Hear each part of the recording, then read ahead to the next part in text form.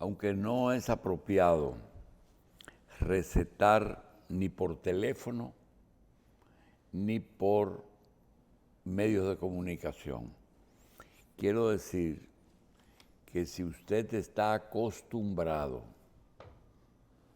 a utilizar el Dicloflex como un analgésico para eliminar, mejorar el dolor, les recomendamos que cuando vaya a una farmacia y pida Dicloflex y el que lo atienda le dice, tengo algo similar, no lo acepte, porque esa persona que atiende la farmacia no está para cambiar productos.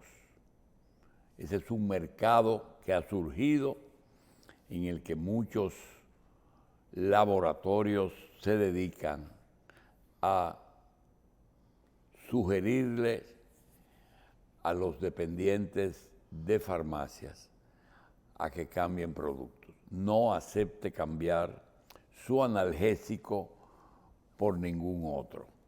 Dicloflex, aunque no se debe tomar sistemáticamente, cuando lo necesite, exíjalo. Dicloflex Forte.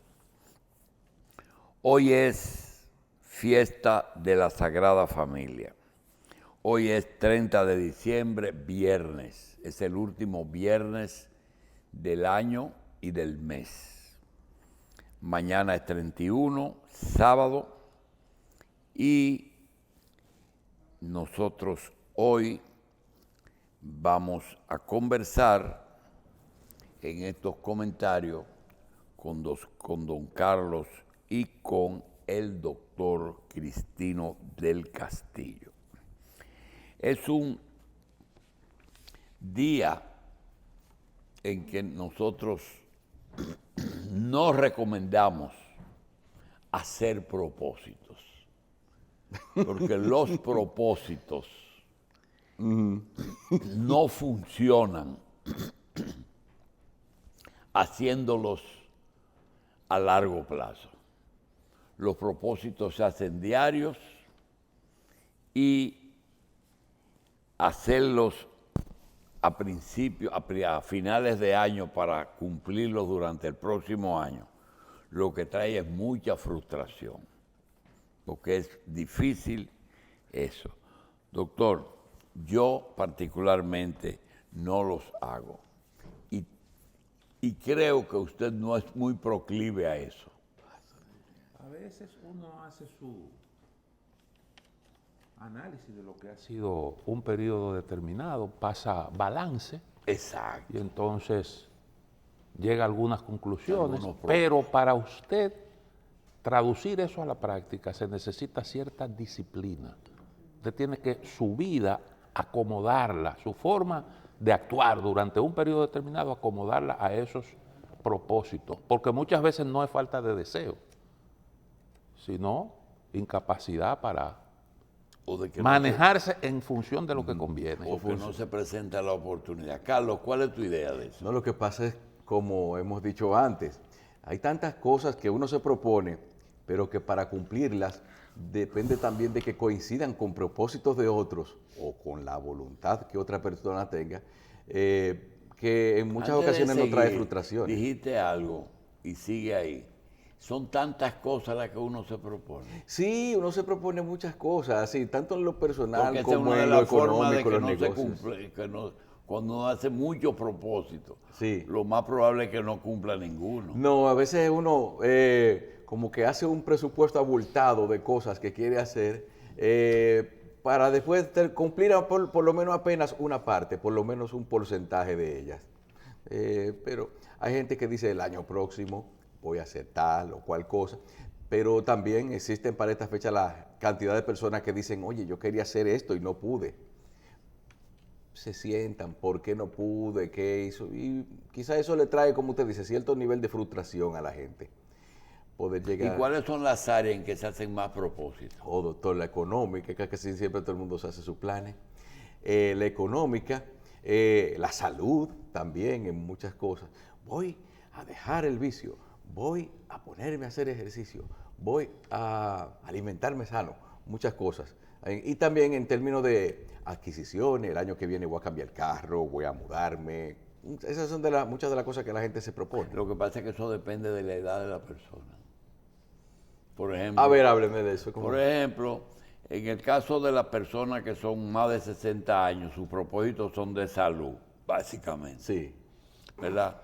En las personas que son de 35, 40, son propósitos económicos, es decir. Pero cuando se es más joven, entonces viene el problema de voy a casarme, voy a divorciarme, voy a tener hijos, voy a tener más hijos, es decir, hay propósitos familiares, propósitos de salud, propósitos económicos y también propósitos laborales, que tienen que ver en cierta forma con lo económico, pero no siempre con lo económico. Es decir, voy a buscarme un trabajo en que me sienta más cómodo, más que gane más o gane menos. Entonces, este año yo aprendí cosas, o por lo menos fijé ideas que la tenía y que nos ocurre a todos. No se puede ser muy categórico ni muy... Pero, por ejemplo, yo entiendo que hay temas que yo llegué a una conclusión que quizás mucha gente no comparta. Yo te digo a ti, entre los principales problemas del país, yo creo que el problema haitiano no tiene solución, o no tiene una solución. Yo creo que el tema de la salud en la seguridad social, visto los diferentes actores que tienen que ver con la salud de una persona, nunca se va a llegar a una solución en beneficio de la persona. Son dos cosas que yo creo que no es asunto de este año, que no es un asunto, que es un asunto endémico. Que no se va a solucionar. Otra cosa que definitiva... Pero quizá no haya una solución, como usted dice, ideal, pero a lo mejor posibilidad de mejora, sí. Mira, yo estoy diciendo que todos los problemas tú puedes o empeorarlos o mejorarlos un poco, sin solucionarlos, hacerlos que uno pueda convivir, mejorar. Pero en términos generales yo te digo a ti, el ejemplo de la economía. Yo tengo una idea y se puede aplicar a la salud y al tema haitiano. Igual que el de Haití se puede mejorar, todo se puede mejorar, pero va a ser un tema en que lo negativo va a pesar más que lo positivo. Yo te puedo decir que la estabilidad económica, por la experiencia que tenemos, es la estabilidad de cualquier gobierno. Si tú coges, no el gran héroe, porque a veces entender un asunto, entenderlo y manejarlo de acuerdo a lo correcto, da el éxito. El gobernador del Banco Central encontró la fórmula para en un país que su naturaleza económica en su naturaleza económica no tiene los elementos para tener éxito, se ha logrado estabilizar en 4 gobiernos, en 4. Y el que no lo utilizó pagó el precio. Entonces, la estabilidad económica se mejora dentro de las posibilidades de un país como este, porque tampoco vamos a pensar que Héctor Valer resolvió el problema económico de este país. Claro. buscó una vía, ¿verdad? El endeudamiento. Y yo me pregunto, ¿el endeudamiento va a producir que te paren 4 destroyers ahí afuera y dos portaaviones? En esta época va a ser difícil. Entonces, hay algunas cosas que son, hoy por ejemplo, tú tienes una medida, que hay una zona de la capital que van a sacar los camiones. Eso es una medida única para solucionar un problema que se supone que es la causa del tránsito en la zona del Distrito Nacional. Y yo pregunto, ¿eliminar los camiones? Sí, va a ayudar, seguro. Ahora, los camiones, la minería, son la causa o son causas de daño solamente. El camión es un elemento que hace daño en las calles, sí, pero lo que va transportando no. Claro. Es una necesidad. Tiene su efecto. Para eso hay que organizarse. Exacto. Y tú tienes, por ejemplo, la minería. La minería hace daño al medio ambiente. Claro. Pero mejor el bolsillo. Pero resuelve el problema económico del país. Sí. Hoy es el elemento principal de aporte. Entonces, lo bueno para una cosa no lo es. En el asunto de los camiones, yo me pregunto, ¿tú sabías que las dos causas por las que los camiones transitan por la Independencia y por la George Washington y por la 27 es sencillamente porque transitar por las circunvalaciones, por las vías que hay existentes de muy buena calidad, es el peaje y el combustible? Que hacerlo por las otras vías producen un mayor consumo de combustible. Sí. Y que a un chofer que transite de Jaina a Boca Chica por la George Washington y luego cruzar el puente le es más económico el combustible que irse por la circunvalación que va de Jaina a Boca Chica por arriba, por allá por la nueva circunvalación que va a Villamella y segundo, que hay 2 peajes, que el chofer se gana. Que él se embolsilla los 100 pesos de cada peaje. Y los 200. Y los 200. Entonces. Hasta 300. Pero antes de irse muy lejos con eso, doctor, lo que pasa es que... Él dijo algo que es como prevenir, es decir... Organizarse. Organizarla. Porque ahí hay un daño colateral ahí, por ejemplo, usted cobra peaje en un sitio, pero por el tránsito a través del malecón tiene que gastar en otra cosa. Si usted va por el malecón hoy, esa vía está prácticamente destruida por el peso de los camiones.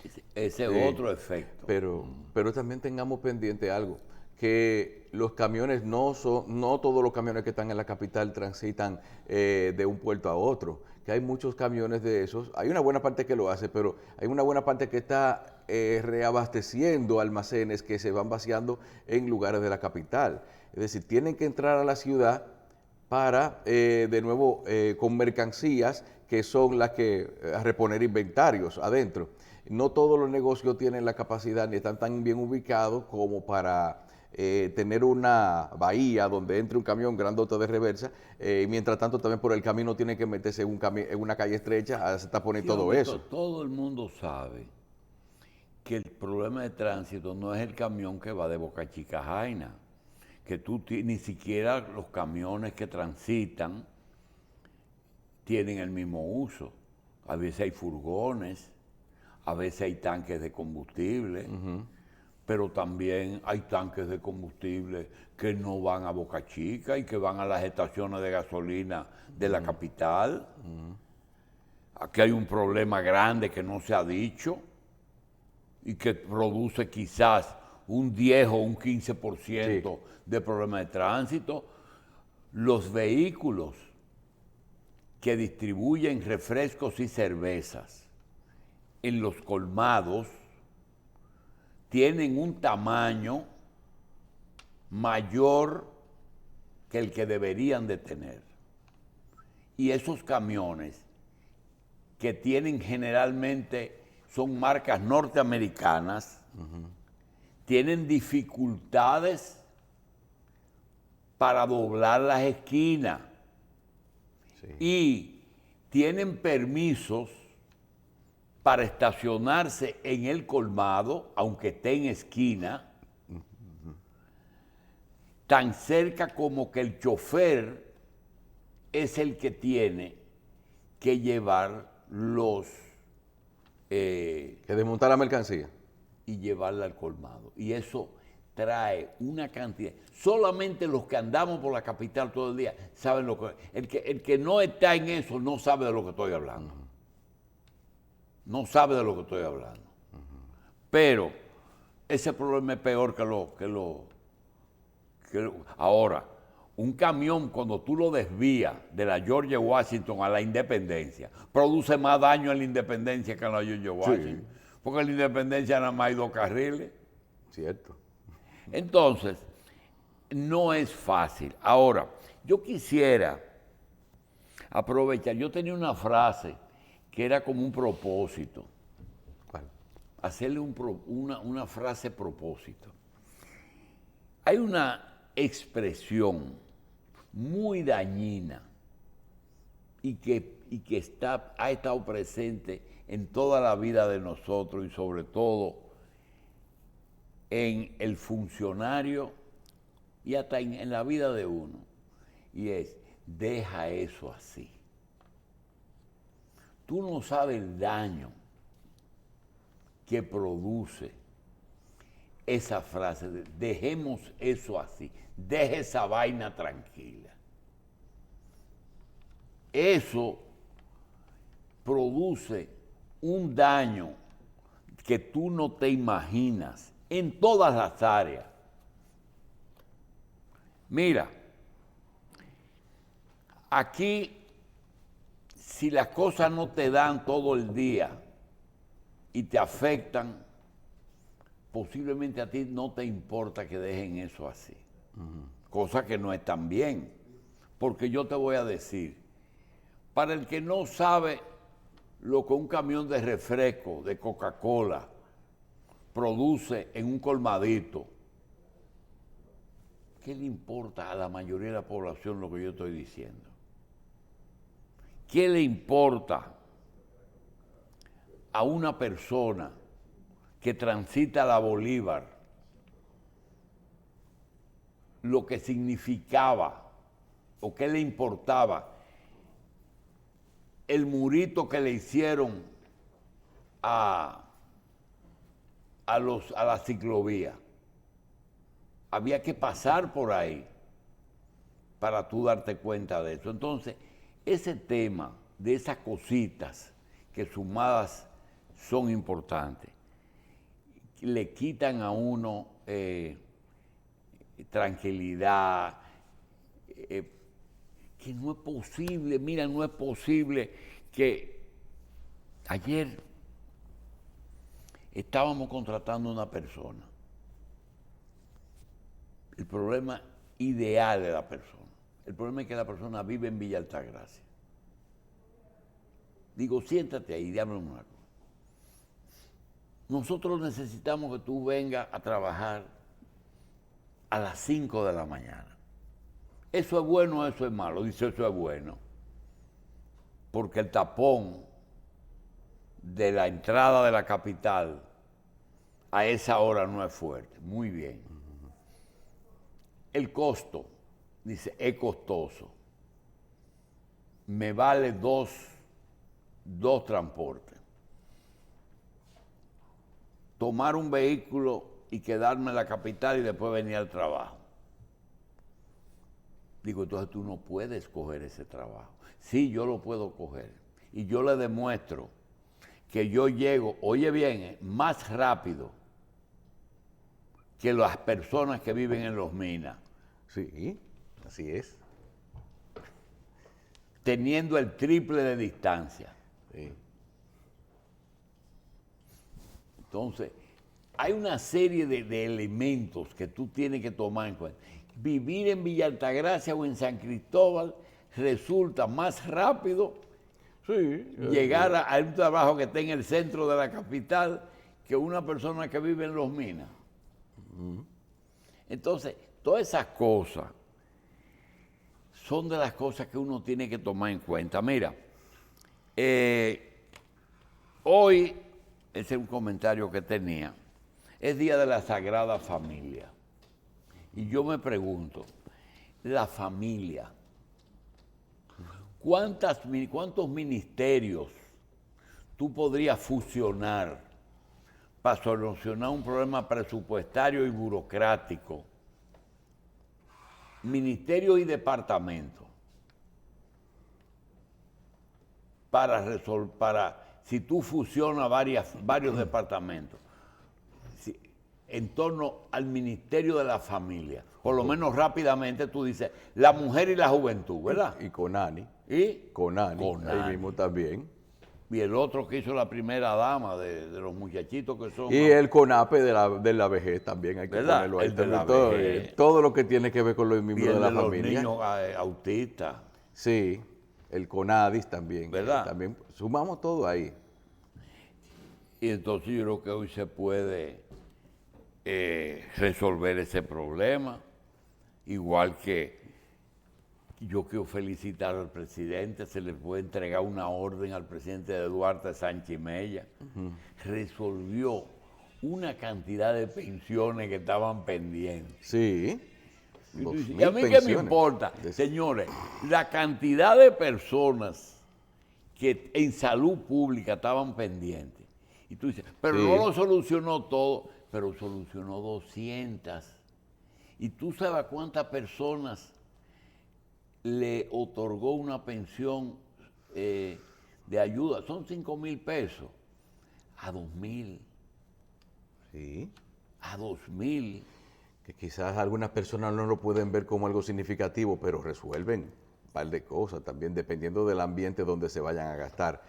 Pero hay algo, estamos hablando del año 2023, que se inicia dentro de menos de 48 horas, doctor.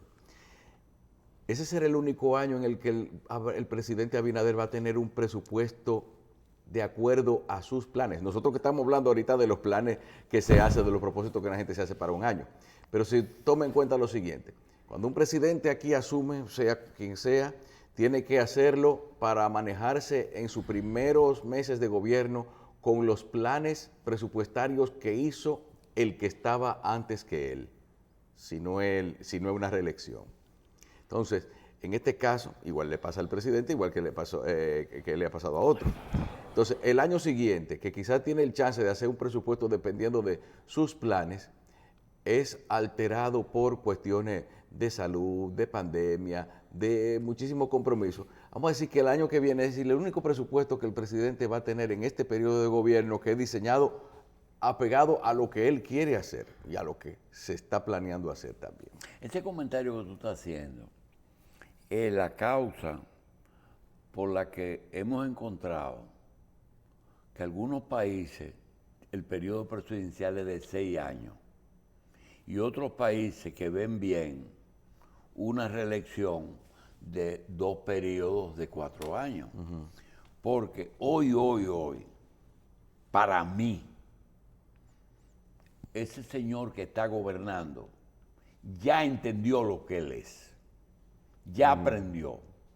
Necesitó 2 años, 2 presupuestos y conocer todos los sectores sociales del país, porque eso no se aprende yendo al Congreso el 16 de agosto y tomando posesión. Ahora, tú sabes lo que yo creo que aprendió. Algo, mira, yo veo, ¿cómo se llama un programa que el doctor del Castillo tiene? ¿A quemarropa? A quemarropa. Que sin decirlo, tú siempre lo tienes presente. ¿Sabes qué cosa? Que un presidente tiene mucho poder pero a veces no tiene nada de incidencia en algunas áreas. Es decir, que ese poder ejecutivo que uno a veces le exige y critica, otras veces no puede. No puede. Hay gente que no entiende que hay áreas en las que un presidente no se mete. Pero no se mete porque no puede o porque no debe.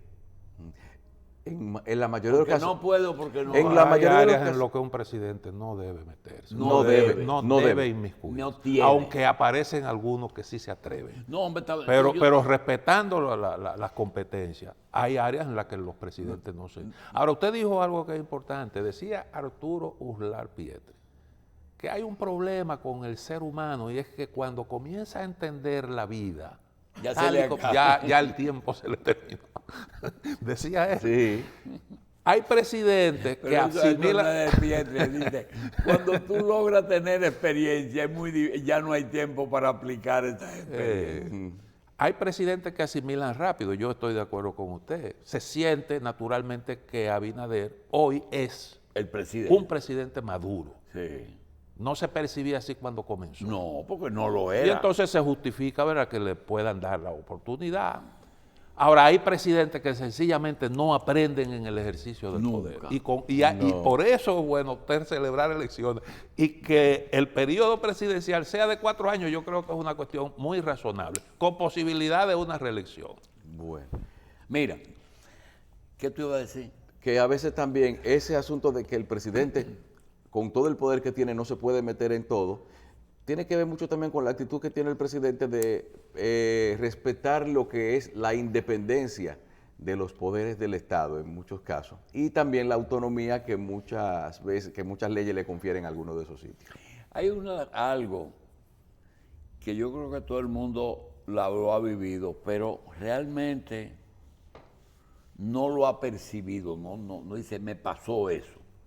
Y es que aunque tú tengas muchos años, no pasa un día en que tú no te digas, caramba, yo no me había dado cuenta de eso, de algo Sí.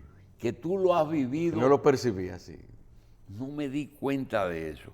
Y así como este fin de año, en vez de hacer propósito, yo lo que he hecho es revisar una serie de eventos y aprendí muchísimas lecciones. Para aplicarlo o no aplicarlo, no, pero para hacer conciencia. Por ejemplo,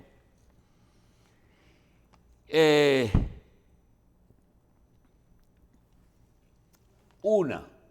ya ese señor es presidente.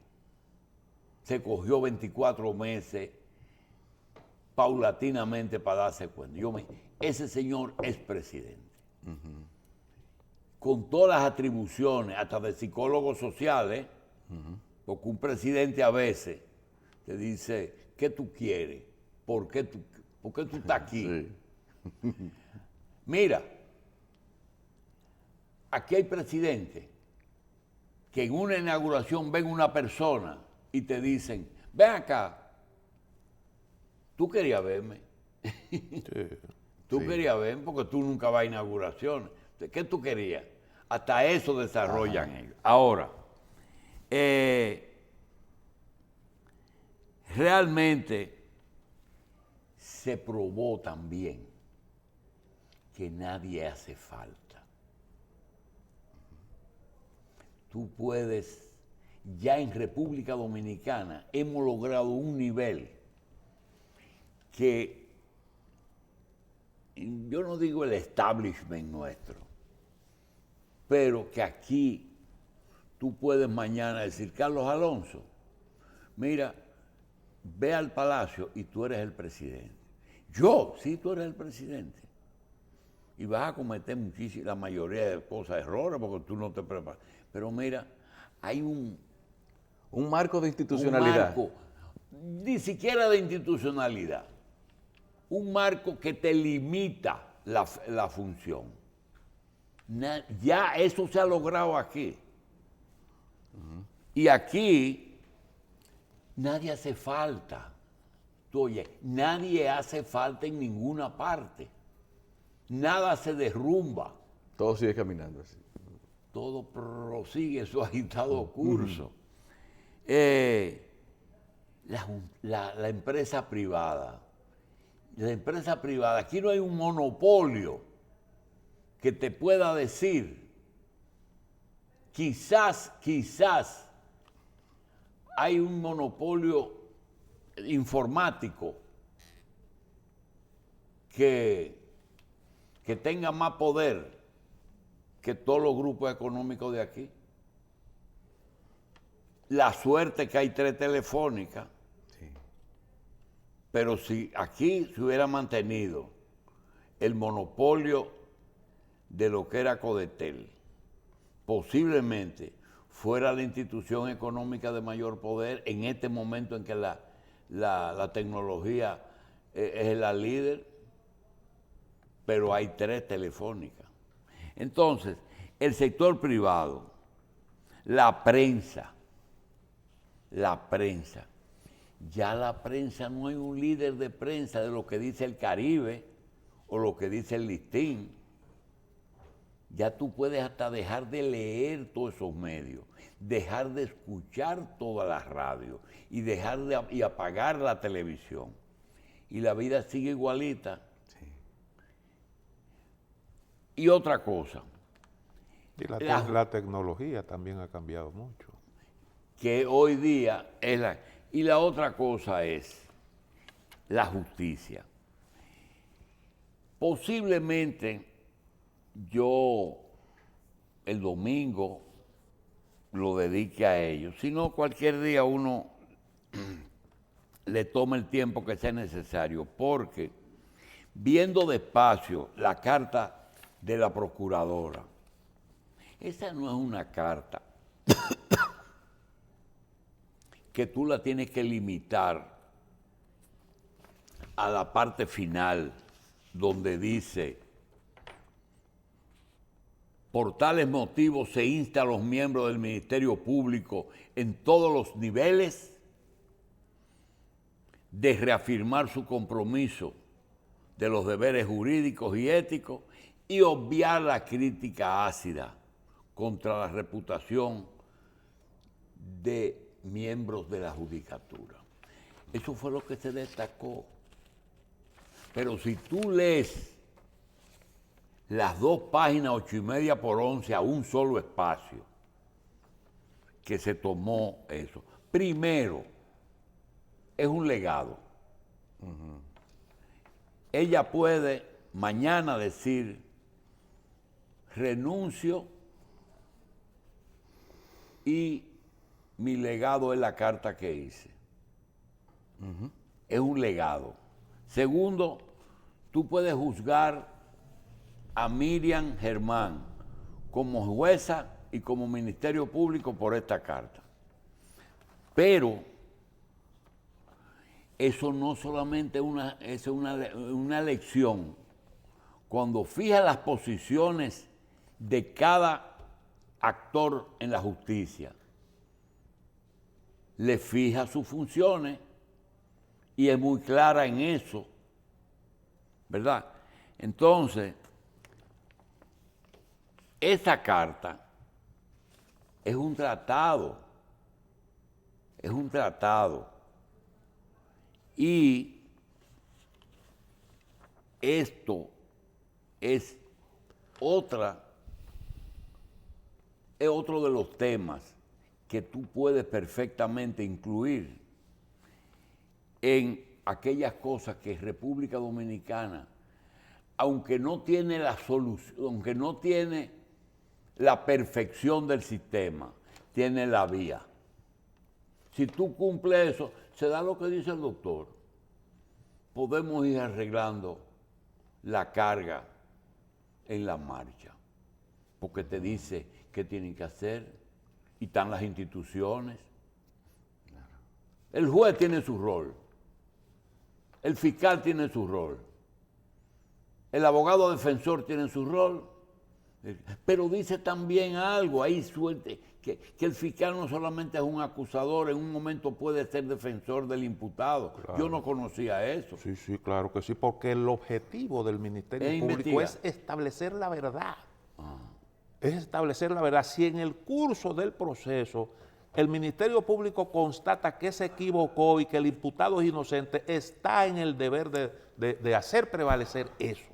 Ahora, el tema más importante que ella trata ahí, que no insiste mucho porque el documento tampoco es un libro, y es cómo se logra, no solamente en justicia, en el ejercicio del Ministerio Público o en el ejercicio de la judicatura, porque a los abogados ella dice que el abogado defensor tiene que defender a su cliente, y punto, que esa es la labor de él. Y es confianza. Doctor, promover y crear confianza en todos los sectores es difícil. Ella dice algo, nosotros no podemos permitir que se piense que tenemos un objetivo concebido y que queremos alcanzar eso, cueste lo que cueste. ¿Por qué? Porque eso va en contra de nosotros y es una gran verdad. Hay gente que entiende como que Miriam como que tiene una posición un poco rara porque está debilitada. Camacho dijo, la reacción de Camacho fue, la corrupción está por encima de todos nosotros. Como si, y que no es verdad, porque eso no es verdad. Está por encima del Ministerio Público y de todo el mundo la ley. La ley. No esa es la verdad. La lucha contra la corrupción tiene que ajustarse a lo que dice la ley. No, lo que pasa es, señores, que en este caso, yo no quiero justificar a Camacho, para la capacidad limitada que él tiene, porque Camacho tampoco es un hombre de mucha edad, ni de mucha experiencia, ni es un abogado viejo. Yo supongo lo siguiente. Primero, los pronunciamientos, ¿por qué son? Eso es para salvar reputación. No importa lo que los jueces digan, yo no me arreglé con nadie, yo hice lo que tenía que hacer. Muy bien, ya salvaron su reputación, pero hay algo que tiene que ver con eso. Mira, cuando hoy, solamente en casos de corrupción del gobierno pasado, es decir, actos de corrupción cometidos durante los últimos 8 años, hay 150 acusados, independientemente de todo aquello que cada vez que se inaugura el año del Poder Judicial en el mes, creo que los 8 de enero, que el presidente de la Suprema tiene que inaugurar, siempre habla del exceso y la acumulación de trabajo que hay en los tribunales dominicanos. Eso es siempre, eso existe desde Conde Pausa, Hipólito Herrera, siempre ha habido acumulación de casos, por muchísimas razones. Pero cuando a eso tú le sumas lo que está pasando, que fue un propósito político de salir de un partido y de un gobierno con eso, y buscar elementos reales, porque tampoco decimos que son inventos.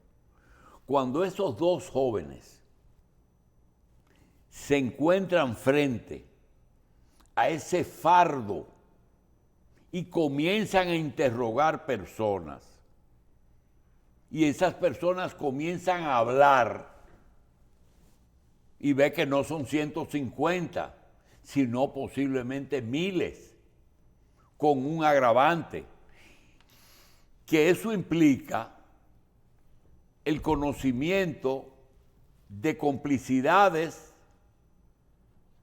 de otros poderes, como el poder legislativo, como el poder ejecutivo, como el poder económico, como se dio en el caso de, creo que de Jean Alain, en que aparecieron algo que yo lo catalogo como los autores materiales de la corrupción no siempre son los autores intelectuales de la corrupción. Porque cuando a ti te dicen, fulano de tal está acusado de malversar 1.000 millones de pesos dominicanos, que fue lo que se cuantificó, que a lo mejor fue el triple, pero eso se cuantificó, lo que hay prueba. Y cuando tú coges y dices, ¿y qué pasó? ¿Se cogió 1.000? No, hizo operaciones por 1.000.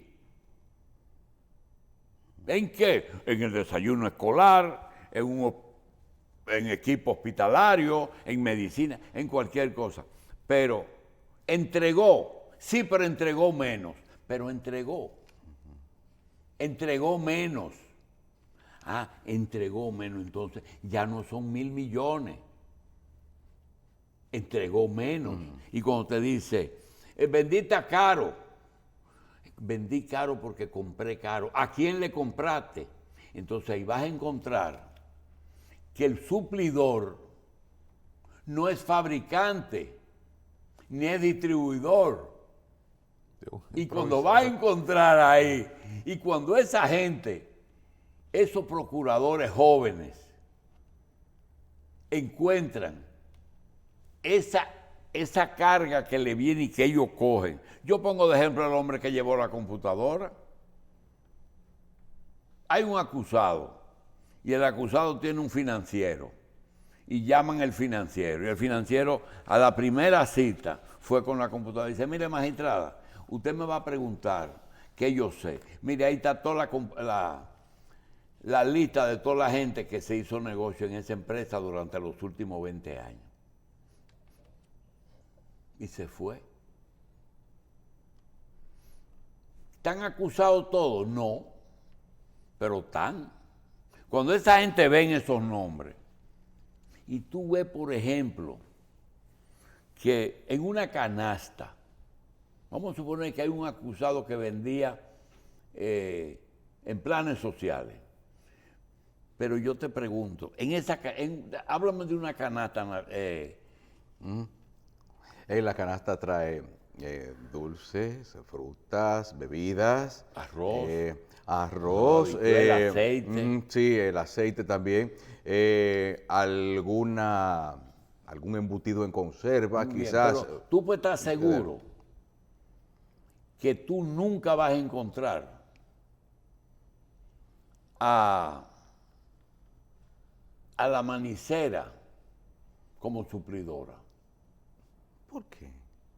Porque el suplidor le compra a la manicera el aceite. Por eso. Tú no vas a encontrar a Indubeca como suplidor. Del salami que va en la canasta también. No. Porque Indubeca no es suplidora. Tú no vas a encontrar a Parmalat como vendedora del UHT. Por eso es que a veces resucitan unas marcas que nada más aparecen en la canasta, así como que...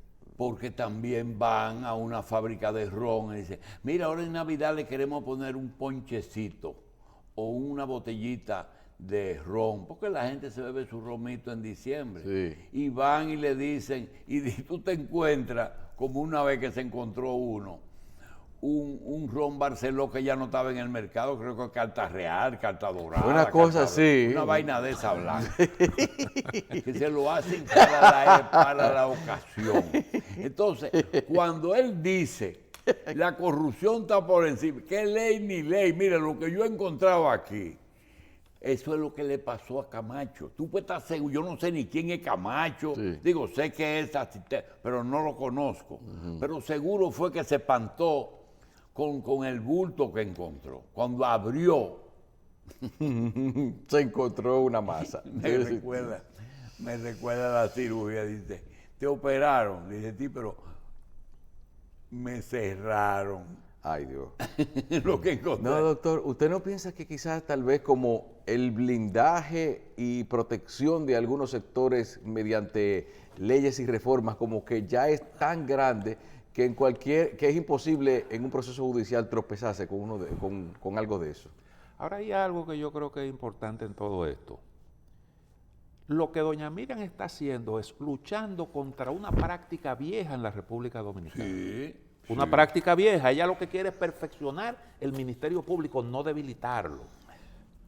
Ella critica la sobreexposición del imputado en los medios de comunicación, porque el Ministerio Público entiende que los pleitos hay que ganarlos no solo en el tribunal, sino en los medios de comunicación. Eso no tiene que ser así. Eso no tiene que ser lo así. recalca mucho y además quiero que tú sepas una cosa, ella es beneficiaria de eso que ella criticó, porque hay un equipo de medios de comunicación y de comunicadores que se han dedicado, inclusive llegamos a pensar que la Procuraduría tenía adjuntos en los medios, nosotros lo decíamos aquí, fulano es adjunto. Que tiene gente que recibía Pero información ella, privilegiada sin embargo, de los procesos. Eso que tú dices, lo critica, llevar a los medios, y es muy claro, ¿verdad? Es muy claro.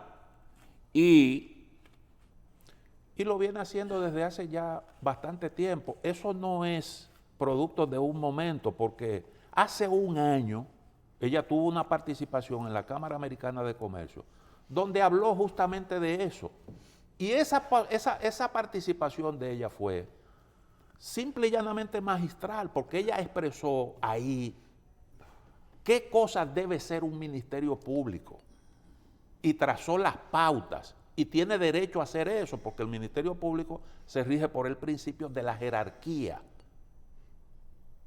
Y yo creo que ella está justamente en el camino correcto, y lo que quiere es, porque ella dice, por ejemplo, el fiscal no tiene ni amigos ni tiene enemigos. Y la presunción de inocencia tú no la destruyes con la acusación. Lo acusaste y ya él es culpable. No, no, no. Es el tribunal el que tiene que decidir una sentencia con la autoridad de la cosa definitivamente juzgada. Tú que viste leíste el discurso ante la Cámara y leíste la carta, hay una parte que yo no sé si es injerencia del sector político, porque no entendí esto. La crítica a los miembros del Poder Judicial en el contexto de sus atribuciones es sana. Sobre todo debido al nivel de legitimidad que los distingue de aquellos elegidos mediante el voto popular. ¿Por qué marcar la diferencia? Bueno, porque no se trata de funcionarios elegidos. ¿Y quién lo nombra? Bueno, hay un mecanismo para Pero eso. lo elige el voto popular, el que elige el voto. Es decir, a la justicia la elige los que son electos. Ya no tanto así, doctor, ya no tanto así.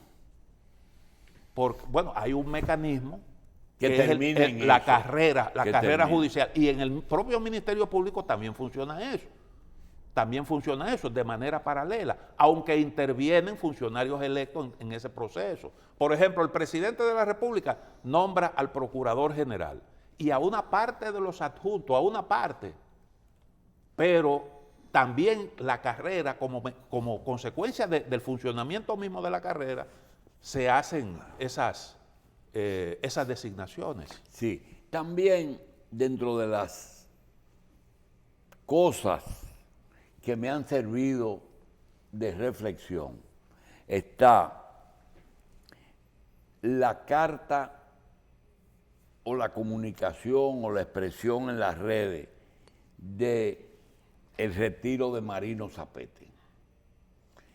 Y aparece hoy en el periódico una entrevista que un periodista logró. Quiero decir, a mí me sirvió motivo de reflexión el retiro de esa persona de los medios, en dos direcciones. Número uno, pienso, él tuvo de los 85 en adelante, casi 35 años en los medios, en diferentes medios. Nosotros tenemos casi 40. Y él dice, las personas tienen que saber cuándo vencen, cuándo terminan. y cuándo deben de irse. Me sirve, no por eso, porque hay que irse o hay que quedarse, y es, ¿cuál es el legado? Lo que tú dejas. Un presidente deja una historia, un funcionario, ese es un documento que Miriam deja. Yo lo dije en la Cámara de Comercio y lo dije en la carta que le llamé la atención a mi compañero, pero un medio o un periodista o un comunicador, ¿qué deja? ¿Yo dejo algo positivo? No. ¿Yo dejo algo negativo? No. Pero hay algo que uno deja, que es una voz diferente. En un medio, tener una voz diferente a otra voz es un aporte. Sí. Es decir, que tú le das un menú al público. Sí. Tú le das una opción y el público toma y hace juicio con los diferentes medios. Igual que pasó que algo que yo le tenía terror, que era los medios en manos del sector económico. Yo pensaba que eso iba a ser una tragedia. Sin embargo, la experiencia que nos dejó no ha sido mala. Aquí en un momento, los propietarios de los dos medios más importantes de República Dominicana estuvieron acusados y condenados por la justicia dominicana y sus medios no lo defendieron. El Listín y Diario Libre, sus dueños guardaron prisión 8 años cada uno, acusados de manejar instituciones económicas en forma irregular.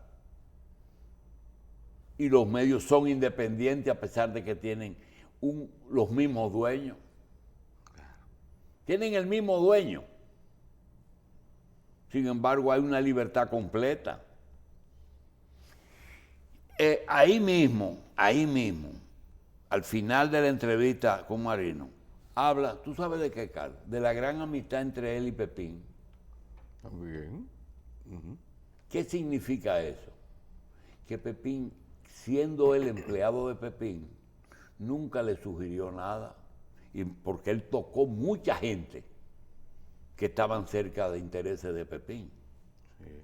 Entonces, yo creo que Ahora, yo lo del retiro no lo he entendido muy bien. No, confieso que no he leído la entrevista completa, simple y llanamente un par de párrafos. No estoy juzgando el retiro de él. No estoy juzgando el retiro. Porque el retiro de él, yo no me estoy refiriendo a lo que usted dijo, sino porque él se está aplicando. Me sirvió para yo decir, bueno, se fue. ¿Qué él puede exhibir? No sé. Él dice que está satisfecho. Fenómeno. Porque tú tienes... Yo me refiero a la fecha de caducidad. Bueno, él dice que inclusive caducó hace 3 años, 4, pero que para no darle el gusto a otros, prorrogó su retiro. Porque yo veo comunicadores en países organizados, comunicadores que nunca se retiran y siempre la sociedad les reconoce. Cristino, mira, como nosotros personalmente he tenido demasiada diferencia con él, yo no quiero analizar demasiado, simplemente que me ha servido para yo hacerme una pregunta. En estos 37, 40 años que yo tengo, ¿valió la pena? Claro que valió la pena. Valió la pena, para mí, ¿verdad? Pero aquí hay gente, y lo hablo todos los días con Félix, todos los días se habla con Félix de Sena, que aquí hay políticos y personas que hay que preguntarle, ven acá, ¿qué tú has hecho por este país? Tú tienes 30 años haciendo política, todos los días hablando pendejadas. ¿Qué tú has hecho por este país? ¿Qué cosas positivas? Porque alguien me dice, yo he sido diputado y estos proyectos los presenté yo. Sí, pero hay gente que lo que se lo ha pasado es atajando cosas, doctor. Bueno, por eso mismo que estoy diciendo. ¿verdad? Que te dicen a ti. Que su éxito es ¿qué no tú dejar has que hecho? alguien haga algo. Ayer vino Piccolo y nos entrevistó. Y Piccolo, parece como que él era de izquierda de la secreta.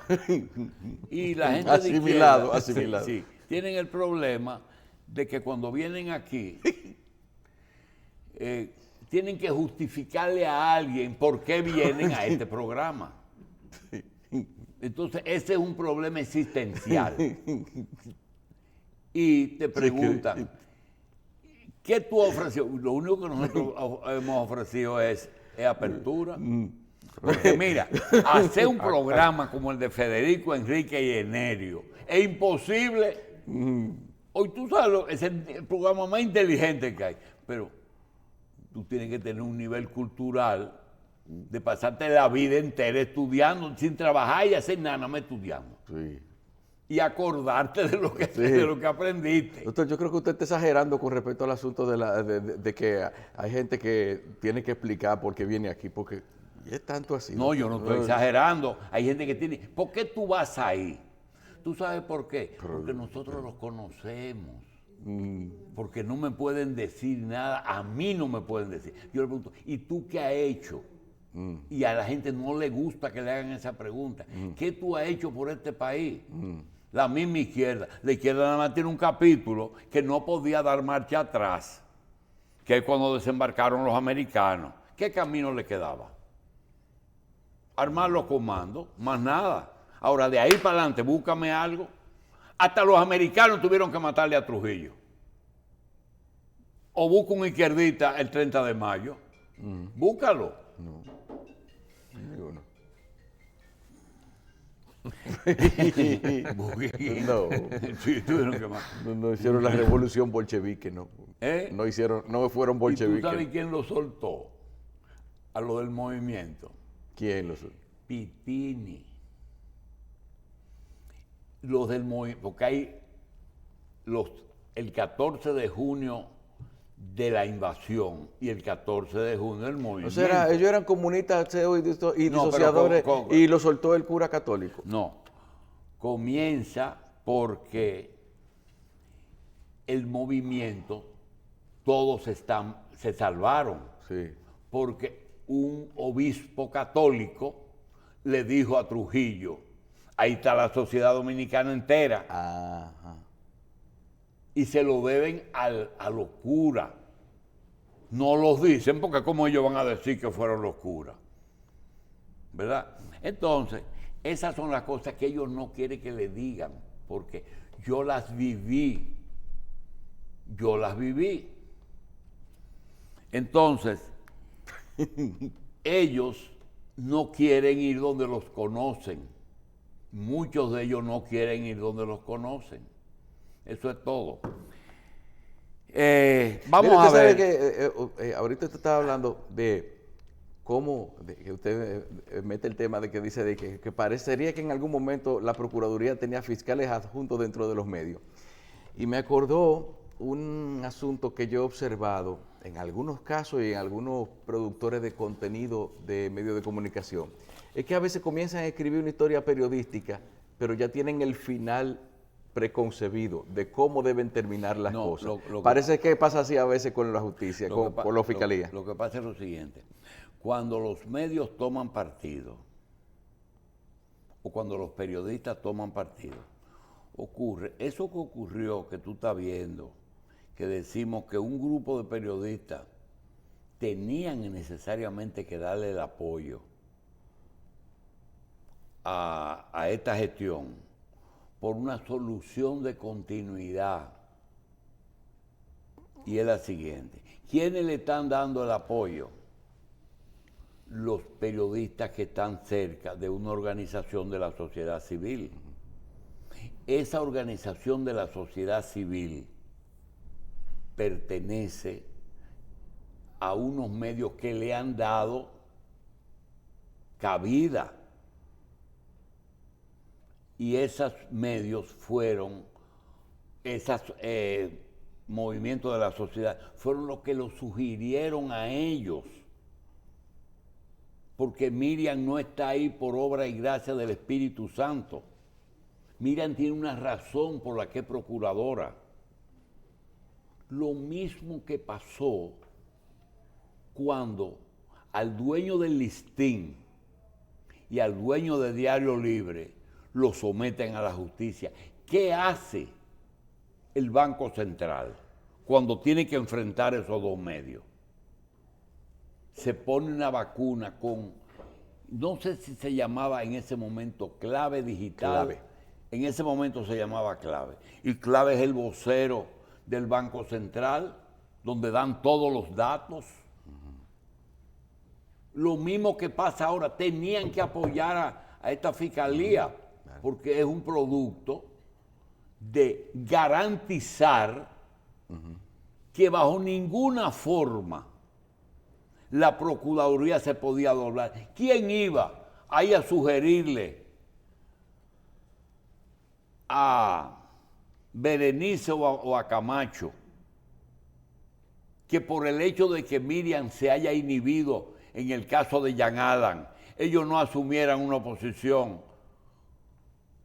en favor de Miriam? ¿Verdad? Porque aquí hay un procurador, un ex procurador preso, bien muerto, pero mal matado. ¿Oíste? Sí. Bien muerto, pero mal matado. Y eso es lo que nadie se sienta ahí para que uno se lo diga, Carlos. Donde te pone a gaguear a veces, por cortesía, pero no por desconocimiento. Así mismo. ¿Verdad? Ese es el asunto. Vamos a una pausa.